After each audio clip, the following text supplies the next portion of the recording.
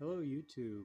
It's 8:20 p.m. As you can see, I'm charging my phone and I'm also charging my brand new, well, it's actually an old electric mower, but I'm stoked to not have to buy gas anymore and get electricity for free and use that. So anyways, check this out. So I showed you earlier how we can connect the positive to the negative of the output to light this LED up, but you've probably seen like monks light LEDs with their body and stuff. I'm not a monk, but let's have some fun. Boop. See that? I'm just touching it. So the reason why it was blinking was just because the negative contact was just coming loose. But yeah, you can see um, it just go right through my body. Pretty cool. So I can light LEDs with my body. Hell yeah. Pretty cool stuff, huh?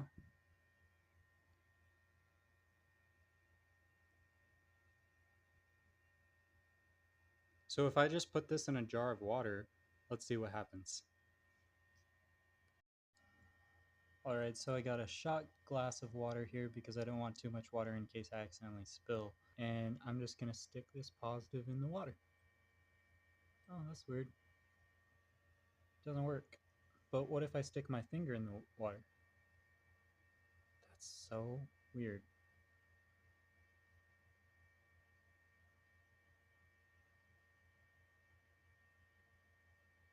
Anyways,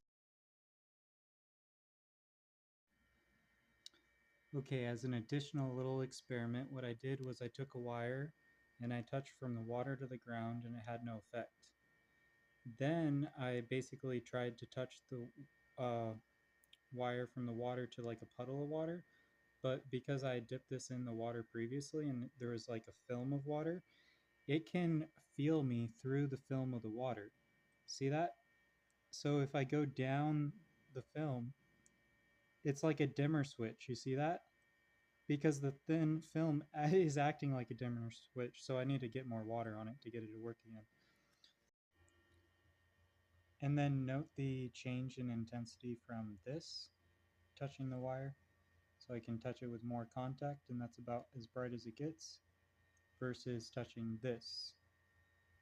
It's a little bit more bright when I have water that helps connect it, which is interesting because water is a dielectric, right? Because this is just tap water, it's not salty water.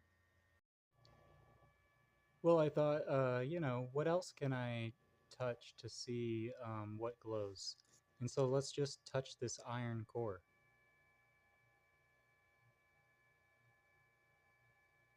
You see that dimly?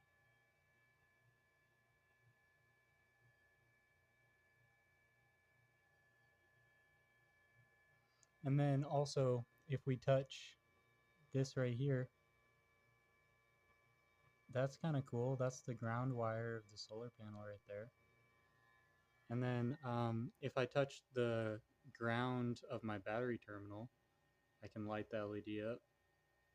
It's not very good contact there. Even on this side of the electrolytic capacitor on the anode side, the anode side of this also does it. See, all along this. And this is now touching the potentiometer ground. This is the potentiometer ground on the Bendini motor, all along this rail. And then this is, sorry about that. That's just from moving and sticking onto the magnetic coil there, the ring coil. But as you can see, this spark gap right here, it doesn't show any current right here.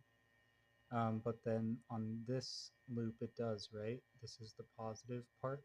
But then once it gets over here, it can't. And then on this side of the spark gap, if I can touch it without it sucking into the magnet, which it does every time, so I can't get it there. But see, touching that side of the spark gap does. And then this side of the spark gap does not. So yeah, I just wanted to show that with more clarity. And yeah, I'm just touching the positive with my body, the whole time, and I'm just connecting different negatives. Connecting the negative to the ground, it doesn't have enough of effect to the literal ground right here, but I did feel a little electrostatic discharge in my right arm to the ground, which was kind of interesting. Very small amount though.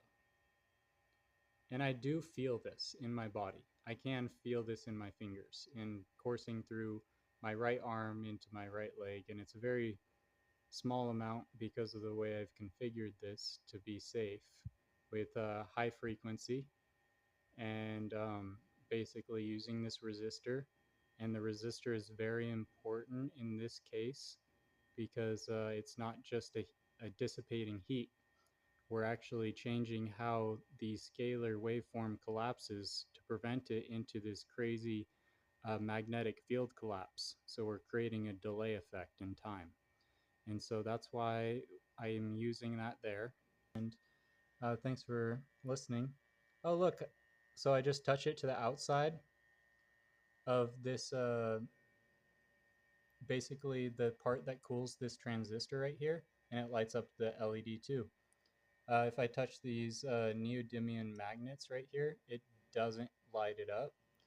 And then when I touch this stainless steel core right here, it does not light it up. When I touch this switch, nope. But this thing, definitely.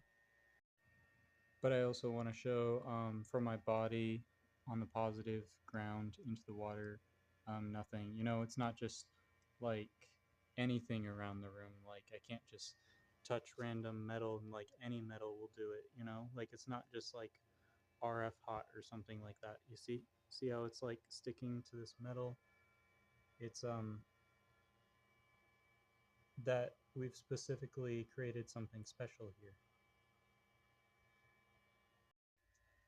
All right, let's try super saturated salty water with a conductive spoon. Oh yeah, still goes. Oh no. That just flashed red when I did that.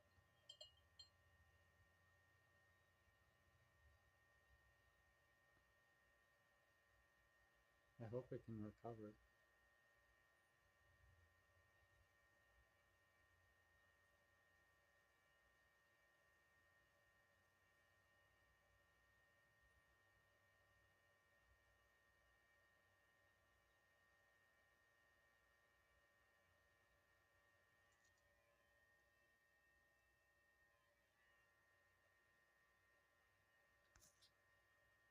(8:47 p.m.)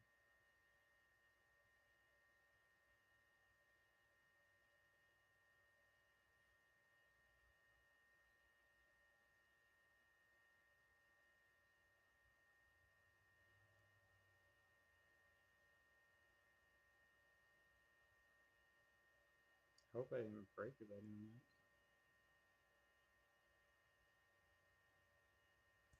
When I touch this, I still see this.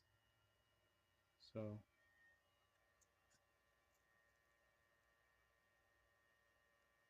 I don't know what's going on there.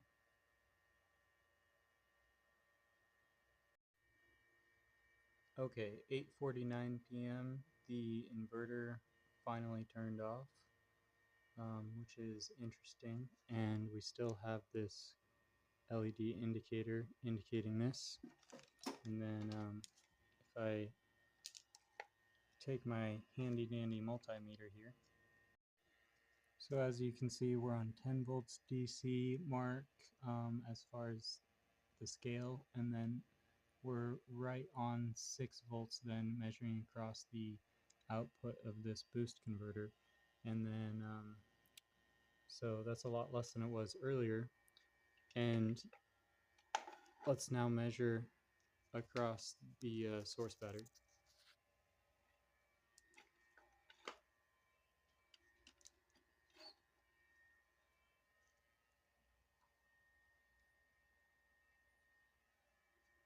So the source battery seems to be definitely above 10. So I go to the 50 mark this time.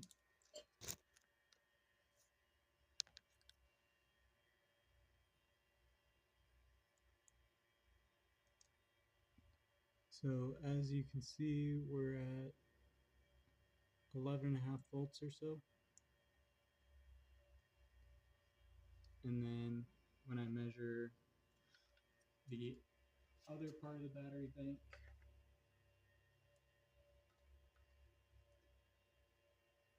we measured 13 volts, and that's with the batteries loaded on this side with an inverter.